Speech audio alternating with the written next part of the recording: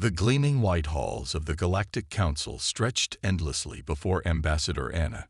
Metal and glass merged in impossible ways, creating an atmosphere that screamed of advanced civilization. Her footsteps echoed through the corridor as two blue-skinned guards led her toward the main chamber. This was humanity's first real chance at joining the galactic community. After decades of watching distant lights in the sky, they had finally made contact. The discovery of faster-than-light travel had opened doors they never thought possible, and now Earth stood on the brink of a new era.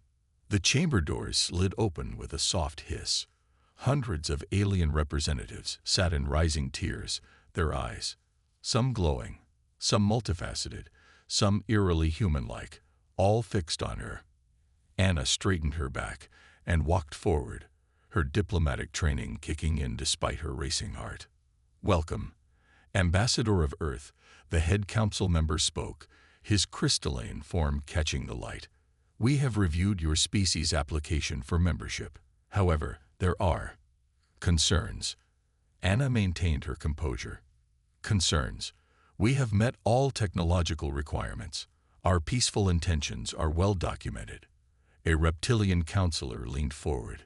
"The issue lies not with your technology or intentions, Ambassador. Our medical scans of your delegation have revealed disturbing abnormalities." Abnormalities? Anna's voice remained steady, though confusion crept in. "Yes," a plant-like being chimed in, her flower petal head swaying gently. "Your entire species appears to rely on random genetic recombination for reproduction. There is no control, no design, no perfection. Our scans indicate that you, Ambassador, are particularly inefficient in this regard." Heat rose to Anna's cheeks as she realized they were discussing her reproductive system. The council had required full medical scans of all human delegates, but she hadn't expected this level of personal scrutiny. "We engineered away such primitive methods millennia ago," another counselor added. "All civilized species use controlled genetic engineering to produce offspring. It ensures perfect health, selected traits, and controlled population growth." The head council member's voice softened with what Anna recognized as pity. "According to our standards, your entire species would be classified as reproductively defective. You, Ambassador, would be considered barren by any civilized measure."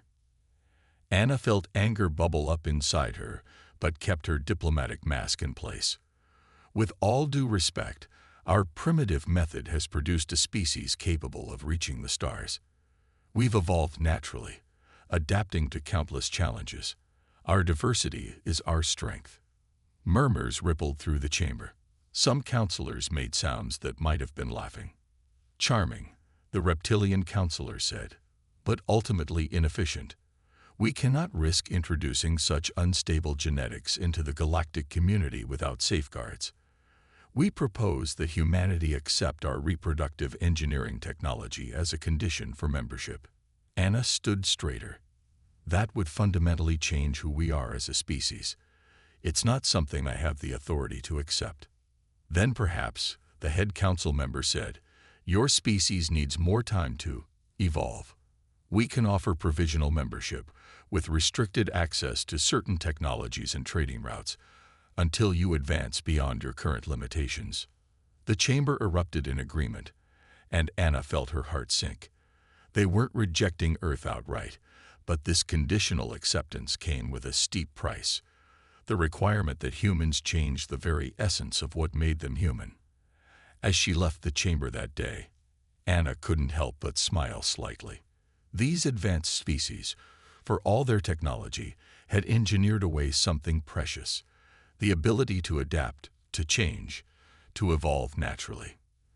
They might see Earth as primitive, but Anna had a feeling they would learn just how wrong they were about humanity's supposed limitations.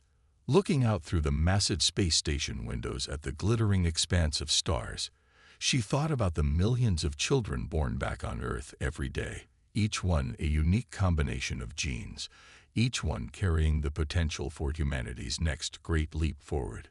Let the council think what they wanted. Time would prove them wrong. Her communicator beeped. Earth was waiting for her report. With a deep breath, she prepared to tell them about the galaxy's response to humanity's application. This wasn't the end of the story, it was just the beginning. The transport ship, New Hope, descended through the violet skies of the planet designated as New Eden. At the controls, Captain Mike watched the readings with intense focus. Behind him, 50 of Earth's best colonists waited in their seats, ready to make history. "Surface approach in 3 minutes," he announced, guiding the ship through swirling clouds. Everyone remembered, the aliens say this place is dead. We're here to prove them wrong.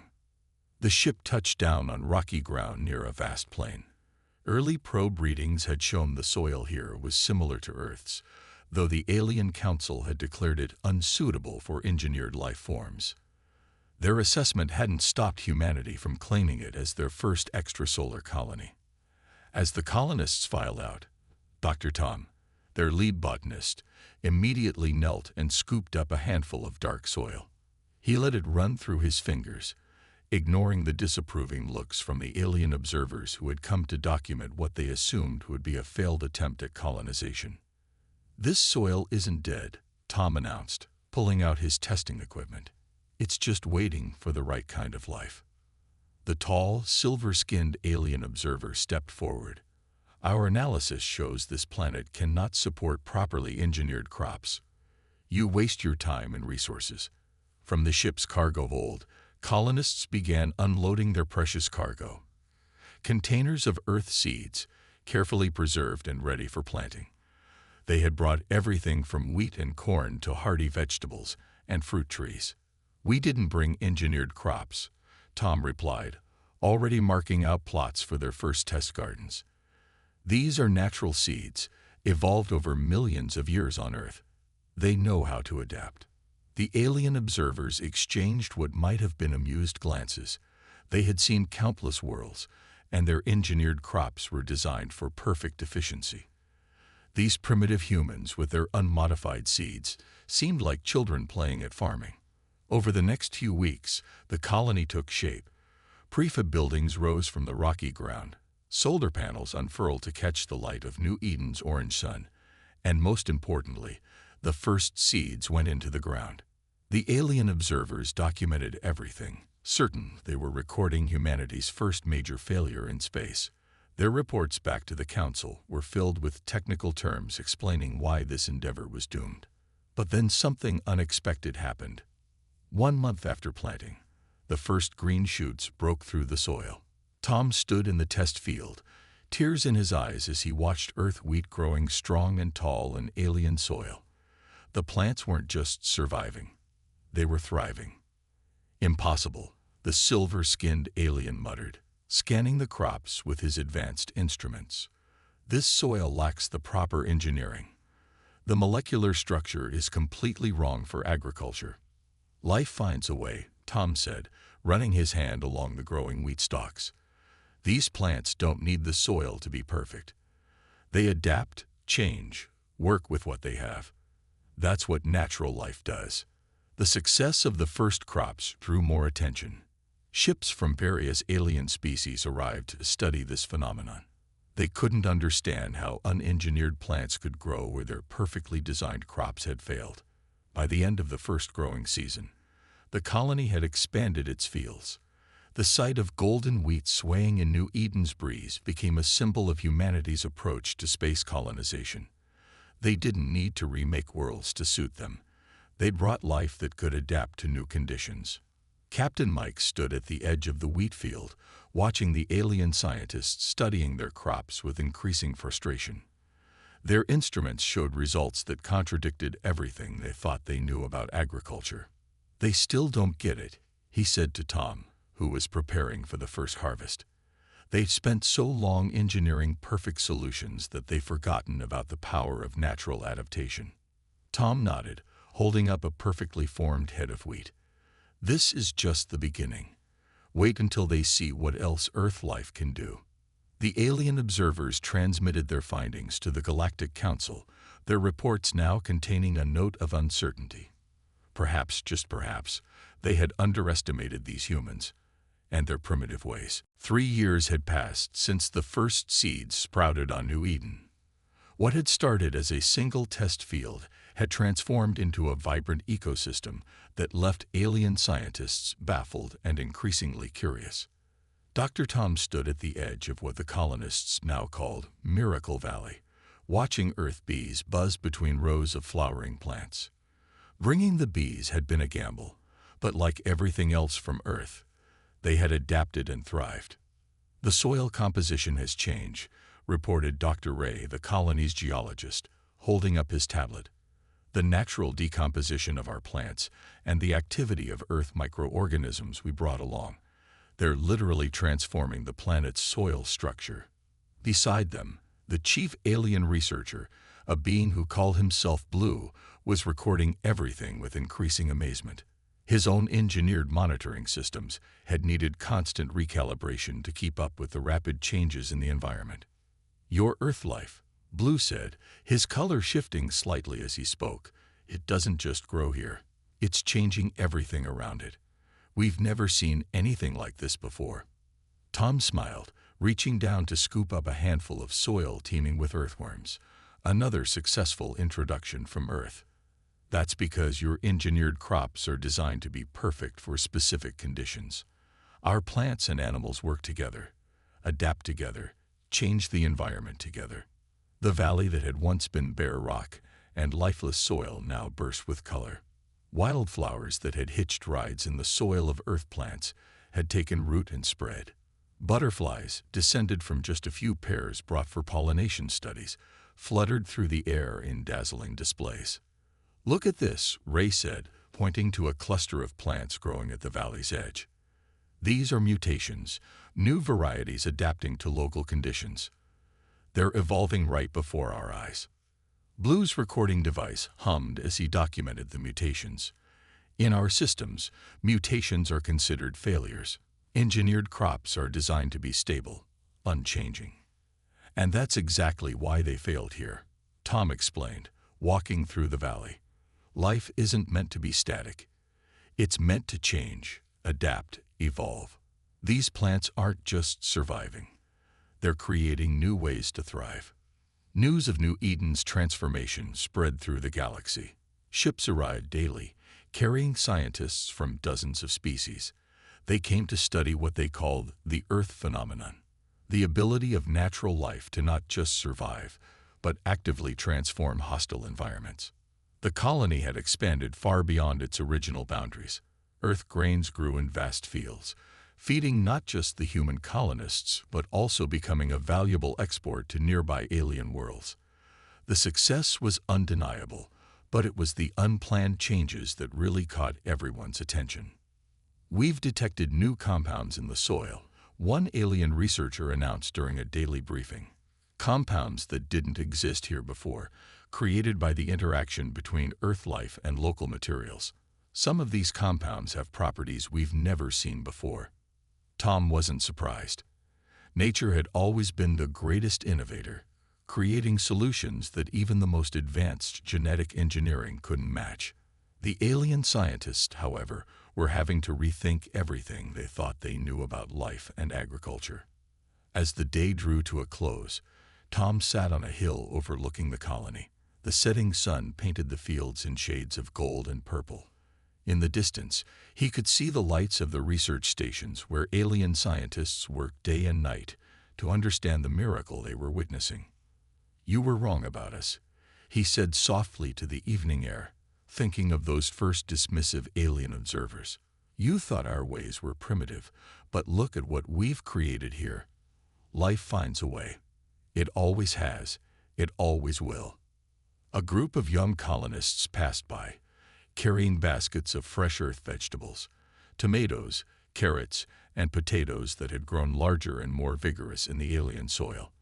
They waved to Tom, their faces bright with the pride of what humanity had accomplished. This wasn't just a colony anymore. It was proof that the old ways, the natural ways, still had something to teach the galaxy. And this was only the beginning. The conference hall on the Galactic Council's central station buzzed with tension. Representatives from major biotechnology corporations sat on one side, their engineered perfection evident in every movement. On the other side sat the human delegation, led by Ambassador Anna and Dr. Tom, looking refreshingly imperfect and natural. "The spread of human colonies must be contained," declared the head of Genicorp, his artificially enhanced voice carrying across the chamber. "Their uncontrolled biological processes pose a risk to established agricultural systems." Dr. Tom stood, holding up a simple apple, a fruit that had caused quite a stir when introduced to galactic markets. "This apple represents something your engineered crops can't match: adaptability. In just 5 years, our colonies have established successful farms on 12 different worlds." Holograms appeared above the conference table, showing maps of human expansion. Green dots marked successful colonies, each one surrounded by flourishing ecosystems that had grown from Earth seeds and animals. "Look at Colony 6, Anna pointed out. "The atmospheric composition there was considered toxic to most life forms. Your engineered crops failed 17 times. Our plants adapted within 2 generations, and now they clean the air naturally." The corporate representatives shifted uncomfortably. Their profit margins had been shrinking as more worlds turned to human agricultural methods. Natural seeds, which could be replanted year after year, were far more economical than their engineered single-use crops. "But there's no control," protested another corporate leader, his metallic skin reflecting the light. "These plants, they change with each generation. They're unpredictable." "Exactly," Tom replied calmly. "That's their strength. Each generation is slightly different, better suited to local conditions. Nature selects what works best." The evidence was undeniable. Footage from Colony 8 showed wheat growing in high-gravity conditions that should have crushed any plant. On Colony 3, Earth fruits had developed thicker skins to cope with intense radiation. Each adaptation had occurred naturally without any genetic engineering. "We've analyzed these adaptations," a young alien scientist spoke up from the audience. "The speed of natural selection in Earth species is remarkable. They achieve in a few generations what takes us decades to engineer." The corporate representatives huddled together, speaking in hushed tones. Their entire business model was based on controlling and selling engineered life forms. Human methods threatened everything they had built. "There's more," Anna continued, her voice firm. "We've discovered that worlds using natural agriculture show increased biodiversity. The soil becomes richer, the air cleaner. Entire ecosystems develop and balance themselves without constant intervention." Recordings played showing the transformation of various colony worlds. Barren landscapes turned green, dead soil came alive with microorganisms, and native life forms began to return to areas they had abandoned centuries ago. "Your engineered crops require specific conditions," Tom explained. "When those conditions aren't perfect, they fail. But life that can adapt, it finds a way. It always has." The conference erupted into heated debate. Some council members argued for restricting human agricultural expansion. Others demanded access to Earth's seed banks. Through it all, the human delegation remained calm, confident in the power of natural processes. As the session ended, a small group of alien scientists approached Tom. "We've been studying your methods," one said quietly. "Some of us believe perhaps our ancestors were too quick to abandon natural reproduction and agriculture." Tom smiled, offering them the apple he had been holding. As they examined it with wonder, he saw the same spark of curiosity that had driven humanity to the stars. The galaxy was beginning to remember something it had forgotten: that life itself was the greatest technology of all. Outside the conference hall, Anna and Tom watched ships come and go against the backdrop of stars. "They're afraid," Anna said softly, "not just of losing profits, but of losing control." "Can't control nature," Tom replied, thinking of the countless adaptations they'd witnessed on colony worlds. "Can only work with it. They'll learn that eventually." The future was uncertain, but one thing was clear: humanity's primitive methods were changing more than just colonial agriculture. They were changing how the galaxy thought about life itself. Alarms blared through the halls of the Galactic Council's Agricultural Control Center. Emergency signals flashed from hundreds of worlds simultaneously, creating a sea of red warning lights across the massive monitoring screens. Total crop failure in the Centauri sector, a technician announced, his voice trembling. The engineered defense systems are shutting down. Nothing is stopping the spread. The plague had appeared 3 weeks ago, seemingly from nowhere. It attacked the carefully engineered crops that fed most of the galaxy's civilized worlds. The identical genetic structure that made these crops perfect had become their greatest weakness. Dr. Tom stood before the Council's emergency committee, watching as more red lights appeared on the display. Behind him, Ambassador Anna waited, knowing what was coming. The plague adapts faster than we can engineer resistances, the head scientist of Genicorp admitted, his perfect features showing signs of stress. By the time we create a resistant strain, the disease has already evolved to overcome it. How many worlds are affected? Anna asked, though she already knew the answer. 217, came the response. And spreading. Our engineered crops have no natural immunity. They're all clones, all identical. If one fails. They all fail, Tom finished quietly. He pulled up images on the main screen, showing vast fields of dying crops. The uniform rows of engineered plants were turning black, withering away to nothing.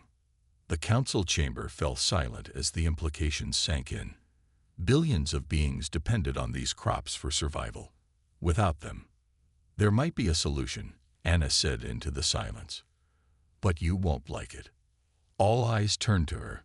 Even in this crisis, some council members still showed disdain for human agricultural methods. But they couldn't ignore the next image Tom projected. Fields of healthy earth wheat growing right next to devastated engineered crops. Our natural crops are resistant, Tom explained. Not immune, but resistant. They've evolved alongside diseases for millions of years. Some get sick, but others survive. The strong ones pass on their resistance to the next generation. Impossible, a corporate scientist protested. We've run thousands of simulations. Natural crops can't produce enough yield to feed the affected worlds. Your simulations are based on perfect conditions, Anna countered. Reality isn't perfect, but life adapts. More alarms sounded. Another sector had gone dark. Food riots had broken out on 3 worlds. The council members looked at each other, their engineered composure cracking. The plague is mutating every 6 hours, Tom continued, showing data from their studies. Your engineered crops can't keep up.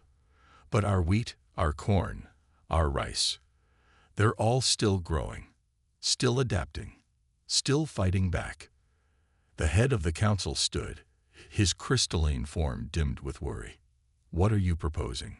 Let us help, Anna said simply. Earth's seed banks contain thousands of varieties of each crop, different strains, different resistances. We can start emergency plantings within days.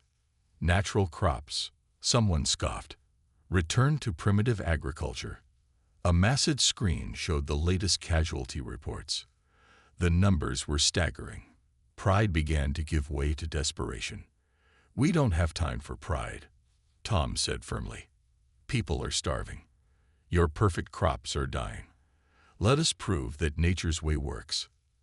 Hours passed in heated debate, but as more reports of crop failures came in, resistance crumbled. Finally, the council made its decision. We accept your offer of assistance, the council had announced. But understand this changes nothing about our position on engineered life forms. Anna smiled slightly. With respect, council member, I think events have already changed everything. As they left the chamber, Tom received word that Earth's seed ships were already being loaded. Soon, they would carry their precious cargo to dying worlds. Seeds that carried within them not just food, but hope, and a reminder that life's greatest strength was its ability to change. The plague had broken the galaxy's faith in engineered perfection.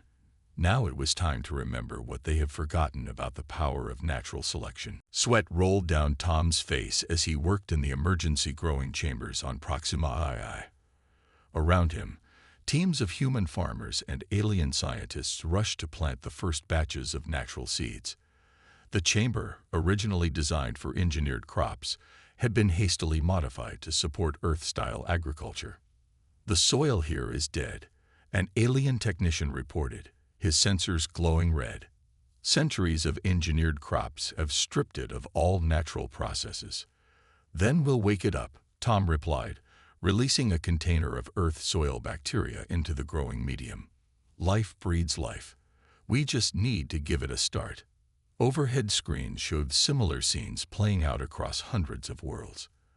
Earth's seed banks have been opened, their precious genetic diversity now scattered across the galaxy.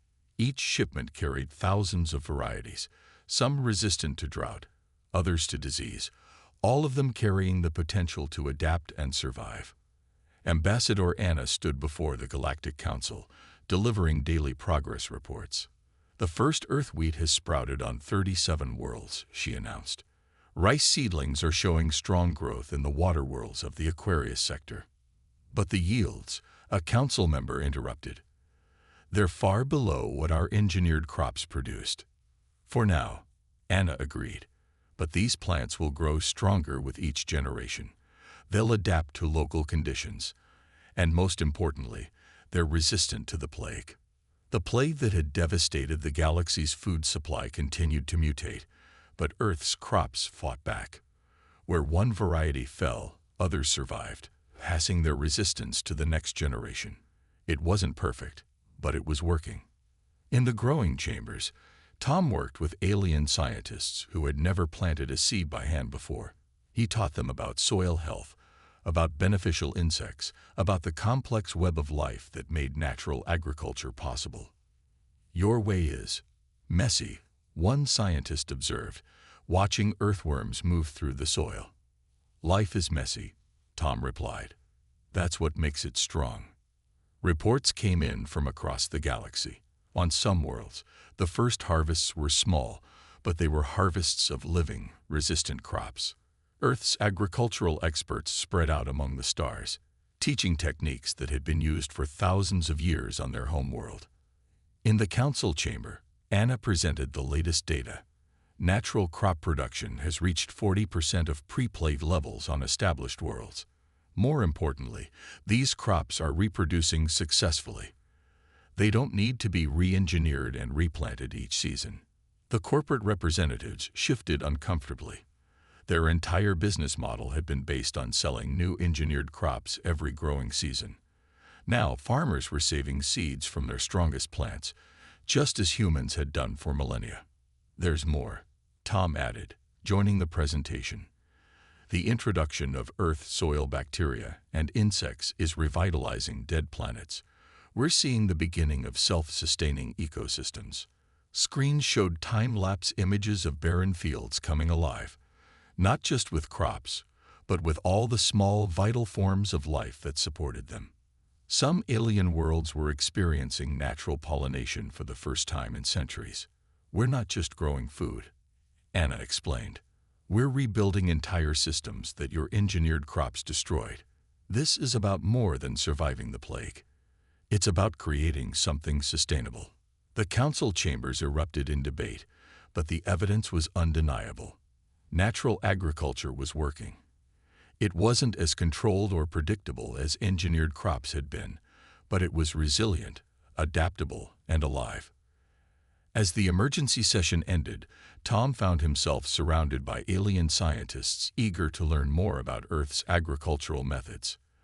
Their questions showed a growing understanding that perhaps their ancestors had been too quick to abandon natural processes. "We forgot," one of them admitted quietly. "We forgot that life itself is the greatest technology of all." Anna watched from the chamber doorway, seeing hope return to faces that had been clouded with fear. The galaxy was learning what humanity had never forgotten: that life's greatest strength was not in engineering perfection, but in its endless ability to adapt and evolve. The plague had brought the galaxy to its knees, But Earth's ancient wisdom was helping it stand again, not through perfect engineering, but through the messy, wonderful, unstoppable force of natural life. 10 years had passed since the Great Plague, and the galaxy had changed in ways few could have predicted. Ambassador Anna stood in the observation dome of the Galactic Council's new Biodiversity Center, watching children play in the gardens below. But these weren't just any children. They were the first generation of naturally born aliens in centuries. After seeing the success of Earth's natural agriculture, some species have begun experimenting with reducing their reliance on genetic engineering, even in reproduction. "Remember when they called Earth primitive?" Tom asked, joining her at the window. His hair had grayed, but his eyes still held the same passion for life's endless possibilities. Below them, alien children ran through beds of earth flowers, their laughter mixing with the buzz of bees and the songs of birds. The garden was a perfect blend of Earth species and local life forms, each adapting and changing with each generation. "The latest reports are in," Anna said, holding up her tablet. "Natural agriculture has now spread to over 2,000 worlds. Crop yields have surpassed pre-plague levels on most planets, and the genetic diversity continues to increase." Through another window, they could see the massive seed vault that had been built adjacent to the center. Unlike the old engineered seed banks, this one held naturally pollinated seeds from across the galaxy. Earth's contribution had sparked a revolution in collecting and preserving biological diversity. "Did you see the news from the corporate sector?" Tom asked. Even the big biotechnology companies had adapted, shifting their focus to supporting natural agriculture rather than fighting it. Their scientists now studied Earth's methods, learning to work with nature instead of trying to control it. A group of alien scientists approached them, led by Blue, who had witnessed the first successes on New Eden years ago. "We've confirmed something remarkable," he announced. "Worlds using natural agriculture are showing signs of ecological recovery. Species we thought were extinct are returning." Anna smiled, remembering how these same scientists had once dismissed Earth's methods as primitive. Now they were leaders in spreading natural farming techniques across the stars. "The Council has made its final decision," Blue continued. "Earth is being officially recognized as the cradle of life, a protected source of biological wisdom for the galaxy." Through the dome's windows, they could see ships arriving from distant worlds, carrying scientists and students eager to learn Earth's agricultural techniques. The planet once mocked for its primitive ways had become the galaxy's teacher. "Look there," Tom pointed to a particular group of children. Some had scales, others had feathers, but they played together in the soil, planting seeds with their own hands. "That's the future we helped create." A small alien girl approached them, holding up a flower she had grown herself. Unlike the engineered perfection of the past, this bloom showed slight variations, signs of natural adaptation. "It's different from the others," she said proudly.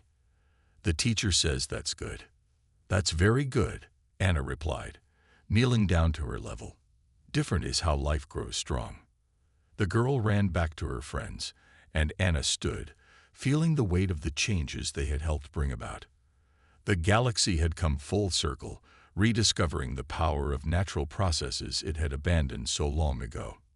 In the distance, beyond the garden dome, vast fields of naturally grown crops stretched toward the horizon.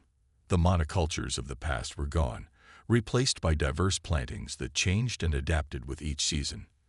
Life had returned to the galaxy in all its beautiful, imperfect glory. "They thought we were barren," Anna mused, watching the children play. "They thought nature was primitive.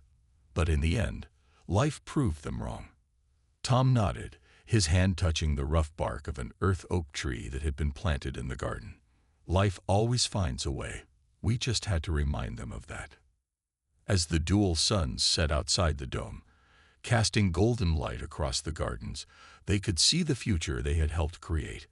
A galaxy remembering that true strength lies not in engineered perfection, but in the endless dance of natural adaptation and change.